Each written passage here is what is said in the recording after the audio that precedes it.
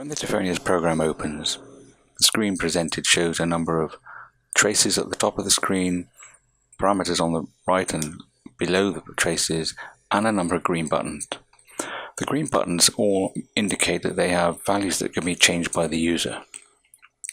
At the moment on the screen you can see there are 5 green buttons. They are the tidal volume, respiratory rate, inspiratory time, maximum working pressure limit or MWPL, and the CPAP. We're going to start with the tidal volume button and work through these just to indicate what the buttons do and how they're used. The tidal volume button, as its name suggests, controls the tidal volume delivered to the patient during IPPV. When the ventilator is not in IPPV mode, in other words the patient is breathing spontaneously, then the tidal volume has a blue value in it which represents the spontaneously breathing efforts of the animal. So in the tidal volume, the blue value represents the tidal volume that the animal is breathing, the respiratory rate shows the rate, and the inspiratory time shows the time for the inspiration. These are measured values and will change every breath that the patient takes. Also in the green tidal volume button is a black letter number 5. This indicates that should the push to ventilate button be pressed, that 5 litres will be delivered to the patient. So if we click on the tidal volume button, a keypad appears on the right of the screen that enables us to change the value. So I can enter the value 6.5 and enter, and now our tidal volume is set to 6.5 litres.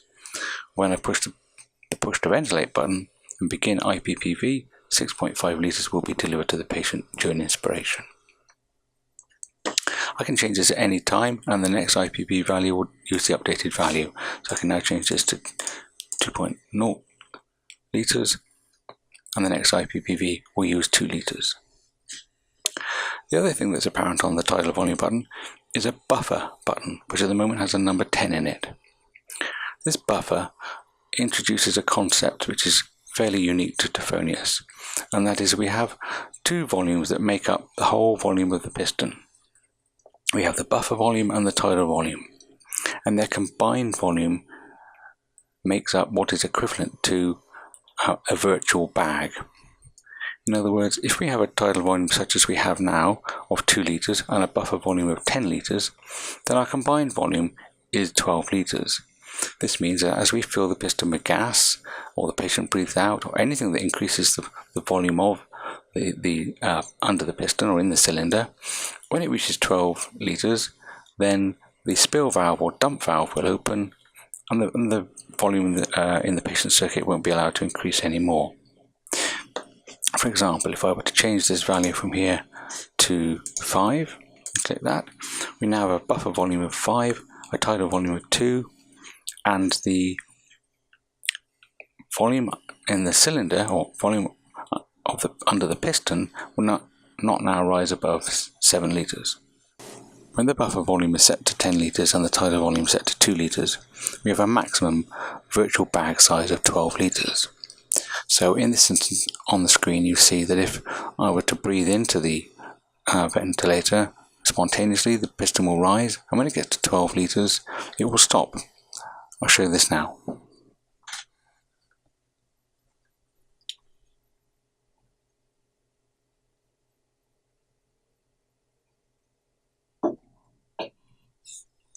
As you can see, once the 12 litre mark is reached, any increased pressure causes the dump valve to open and excess gas to be wasted through the dump valve out to the waste circuit. This is exactly the same way that a circle system behaves in a small animal or large animal system when the bag is full and the spill valve operates to release excess gas. Within the total volume of the piston, with the 12.18 litres now, a ventilated breath can be delivered and will behave completely normally anywhere within that volume. So if I were to take the volume down to say 10 litres now, or 9.5, and then push the ventilate button, it will deliver the 2 litres and then stop and wait for the next breath. As there was no patient connected, we get a low breathing pressure alarm. But the point is that the ventilator delivered the 2 litres and then was ready to start again. And if I push the ventilate button again, we deliver the 2 litres again. So the 2 litres can be delivered anywhere within the 12 litres of the combined tidal volume and buffer volume, but the combined volume represents a virtual bag, which will not allow it to get larger than that. So if, for example, now I change the buffer volume from 10 to 5, our virtual bag size is now 7 litres. If I breathe out into the system to fill it up, then once we get to 7 litres, the piston will stop. The spill valve opens and excess gas is let out. In this way, the actual circuit volume of your animal and patient circuit can be controlled accurately. So you start off with a large buffer volume, which means the animal can take large breaths and accommodate those large breaths that are taken at the beginning, typically of an equine anaesthetic. And then once the animal is settled, you can reduce the buffer volume to create a very tight, smaller circuit volume. The buffer volume can be changed at any time, but be aware that if you change your buffer volume to a value which means that the combined volume is less than the existing piston volume, then the piston can go down but not up. In other words, if your piston is set at 15 litres and your tidal volume is 5 litres and you set a buffer volume of 5 litres, then the piston cannot rise, or the patient maximum cylinder volume is then 10 litres. But because it's already at 15, the machine will allow the animal to breathe in or to ventilate down to the 10 litre mark and beyond, but then will not allow it to rise above the 10. The next button in the of the green series is the respiratory rate button. This is very simple. Click on the button and you have 2 options. Either set the respiratory rate by entering a value on the keypad and press enter, or if you want to make small adjustments, use the up and down arrow on the button itself to make 0.1 litre increments. When you're done, click outside the buttons and then the value will be saved. As explained before, the blue value represents a measured respiratory rate during spontaneous breathing. The inspiratory time button works in a similar fashion. Clicking on the button or touching the button opens a keypad that you can put a precise value in, so we put 2.3 seconds for our inspiratory time, or if you want to make small adjustments, use the up and down arrows to change it by 0.1 second increments. When the push to ventilate button is pressed, then the tidal volume will be delivered in the 2.1 seconds set by the inspiratory time. As in the other buttons, the blue value represents a measured inspiratory time during spontaneous breathing. Similar to the tidal volume button, the inspiratory time button has a pause button, and this can be used to set an inspiratory pause at the end of the inspiratory time to keep the chest inflated for the time set. So this is currently in seconds, and we click it now. It opens up the keypad and we can set 0.3 seconds as our inspiratory pause. If I click it again and then click it once more, it changes to a percentage, and I can set this to 25%, for example. So now my pause represents 25% of my inspiratory time. During ventilation, the animal will be ventilated with an inspiratory time of 2.1 seconds and a pause that represents 25%, i.e. roughly 0.5 seconds of the inspiratory time. So 2.1 seconds of ventilation, 0.5 seconds pause, and then we go into the expiratory time. If you wish to turn the pause feature off, set it to 0. On the right is the MWPL, maximum working pressure limit. The way this works is that if at any point the airway pressure in the patient circuit rises to or exceeds the setting here in the MWPL, then the ventilator will stop the inspiratory stroke, or if it's spontaneously breathing, then the dump valve will be open to release the pressure. This can be set to any value between 0 and 80, simply by changing these values on the keypad. It's a good idea not to set this too high, as this will act as your your pressure relief or safety valve for pressures in the patient circuit when you're ventilating. Later we'll see how we change the MWPL if we're changing large CPAP values. And the final button that you can see as green on the screen is the CPAP button. With the CPAP button, setting this will set a different reference point for the Tafonius servo system. So if you've not heard of this term before, then the Tafonius servo system is the system that enables the piston to move in response to changes in airway pressure that it senses at the Y-piece. So typically the reference point is atmospheric pressure. If the animal breathes out a little bit, the pressure rises and the piston will rise to negate that pressure change. If the animal breathes in, the pressure will fall and the piston will come down to again negate that negative pressure change. So this is called servoing to atmospheric pressure. But simply by changing the reference point for the servo, we can create a positive reference so that the animal or the ventilator always creates a positive pressure in the airway for the animal. So if we set the CPAP value to 5, then anything the animal does will result in a constant positive airway pressure of around 5 centimeters of water. I'm just going to put the stopper on the end of the Y-piece and then we'll change the CPAP value to see this happen.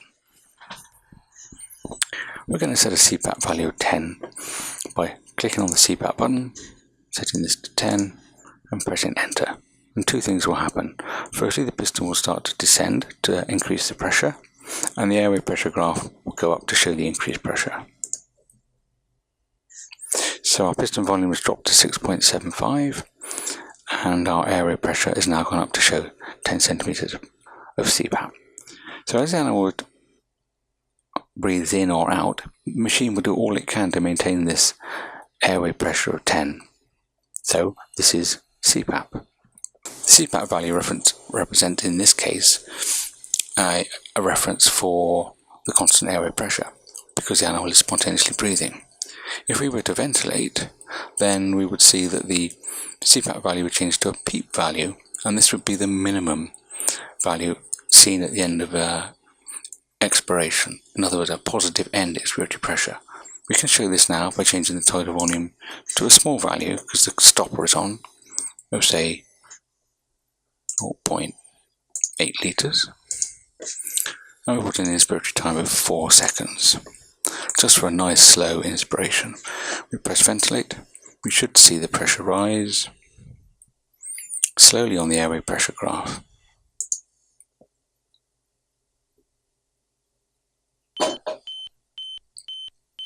And two things happen here.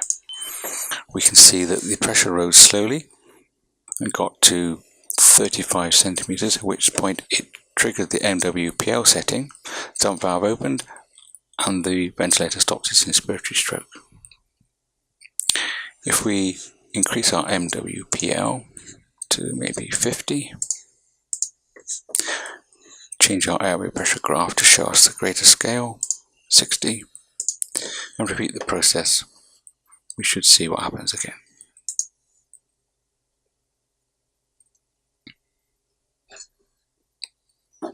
So we see a steady rise in airway pressure. It's here, which is a maximum value of 44, but the pressure then drops to and remains at 10 centimeters, as shown by our PEEP value in the AP button, where my mouse is moving now. If we change this PEEP value to 5, then the end expiratory pressure will now drop to 5, as shown here, again on the PEEP value, and also you'll see the change in movement between the baseline of 10 and the baseline of 5 on the airway pressure graph. Going to stop that ventilating now by pushing the push to standby button. And now we've gone back to a CPAP value because this is in a spontaneously breathing mode. I'm just going to set this to 0. One thing to be aware of is that if you have a CPAP value and you disconnect your patient, even though they're spontaneously breathing, once you disconnect it, the machine will try to do all it can to keep that airway pressure positive, and in so doing will force all the air out of the cylinder into the room. So before you disconnect a patient, set the CPAP value to 0. That would appear to be all the green buttons on the screen, although there is one more, and it's hidden within the inspiratory flow button. If I click on the inspiratory flow button, a new button appears that says Assist. This is part of the Assist mode, and in the same way that you can set any other values, clicking on the button brings up a keypad where you can set a value and then press Enter. We'll come back to the Assist mode in a later video, but just wanted to point out that the Assist mode threshold and setting is in the inspiratory flow button. Click anywhere on the inspiratory flow button and the Assist mode button will disappear and the machine will no longer be in Assist mode. Again, another hidden green button that you can set is hidden in the Oxygen button. Click on the Oxygen button anywhere, opens up a tab that shows you some options for the oxygen variables, one of which under FiO2 control is an Enable button. We'll come back to the optional gas enable later, but for now, click the FiO2 enable and click close. Now we have two more green buttons. One is FGF or fresh gas flow, and one is the FiO2 or the fractionally inspired oxygen value. What these buttons allow you to do is to set a fresh gas flow, so for your patient, so for say a 5 kilo horse, we're going to put a 4.5 litre fresh gas flow, and we're going to have an FiO2 of 0.6.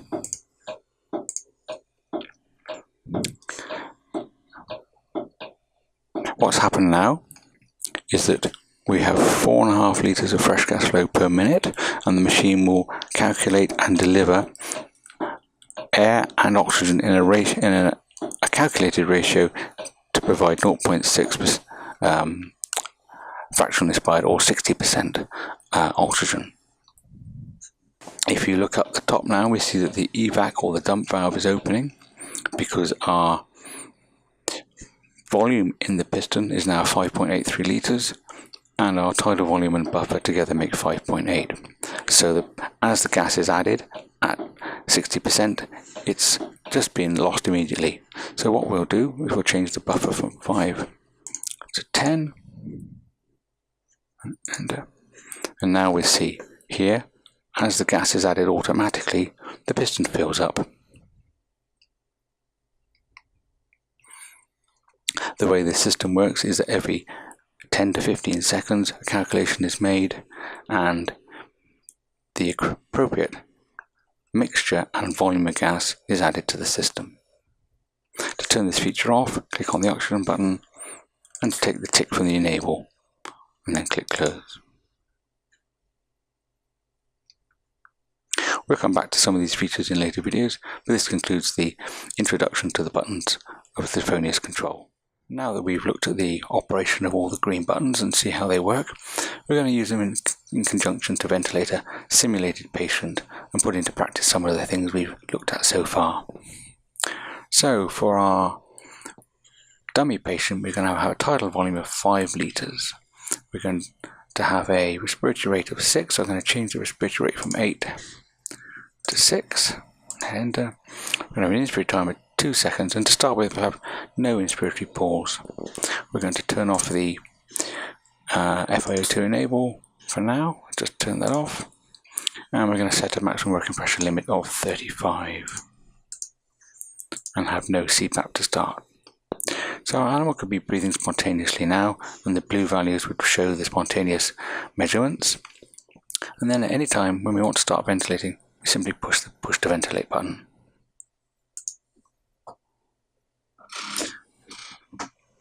Ventilator delivers the 5 litres.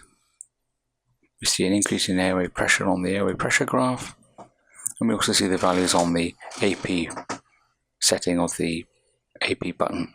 We can change the scale on the AP pressure graph because that's showing quite a small deviation.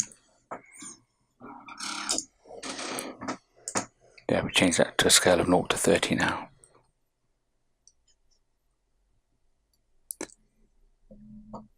So the ventilator is ventilating 6 times per minute and delivering a tidal volume of 5 litres. Now 5 litres is being delivered to the patient because 5.3 litres is being put into the circuit, and we see the value of 5.3 appear in blue for 2 seconds at the end of every inspiratory stroke. This just helps us to have confidence in the amount of volume actually being delivered to the patient.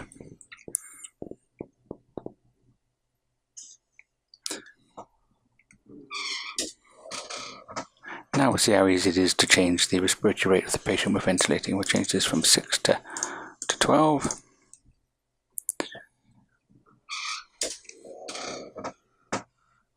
And we see how the respiratory rate is increased.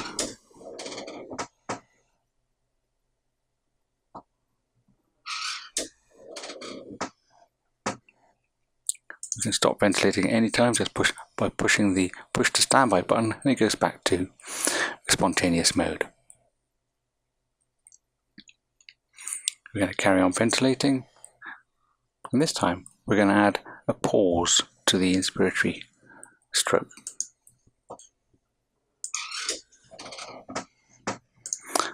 So at a 30% pause, and we're going to change this back to 6.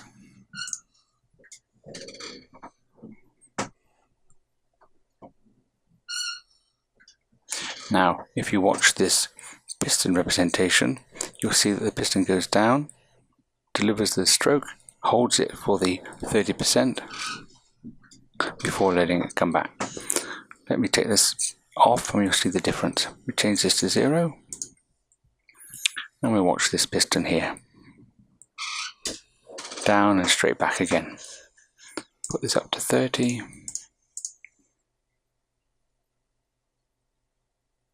Piston goes down, held, then release. Okay, we can set this to anything up to 40%. If we try and set it to more than 40%, then there will be an error generated. There we are. It says the inspiratory pulse setting 50% was out of range. Valid range is 0 to 40%. So we'll leave it at 40%. Just going to put go back to standby now, and we're going to change the CPAP setting to 5. And we'll see, as we saw before, that our airway pressure now sits at 5. And if we ventilate, the CPAP will become a PEEP setting, and we'll ventilate over and above 5, and we'll come back to a resting value of 5. We just push the ventilate button.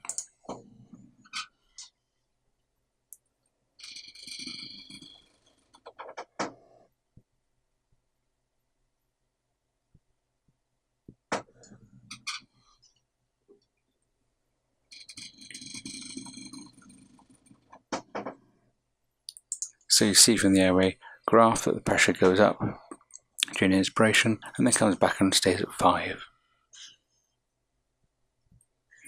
We put our CPAP back to 0. Now we'll use the automatic feature for FiO2. Click on the oxygen button, enable the FiO2, set a fresh gas flow of 4 litres per minute,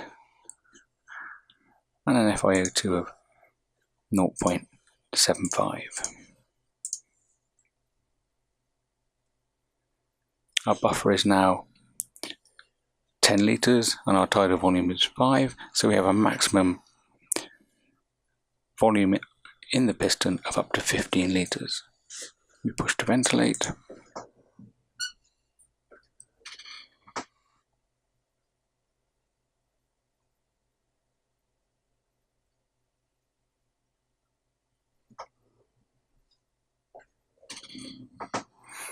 And you'll see now that the piston, because it's filling up, is getting towards the 15 litre mark. And now, because it's reached that point, the dump valve will open to let excess gas go.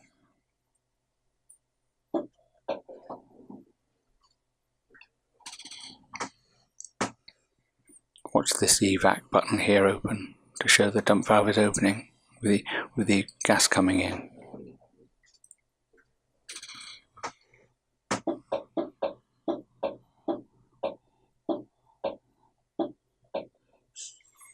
To go to standby, just push the press to standby button.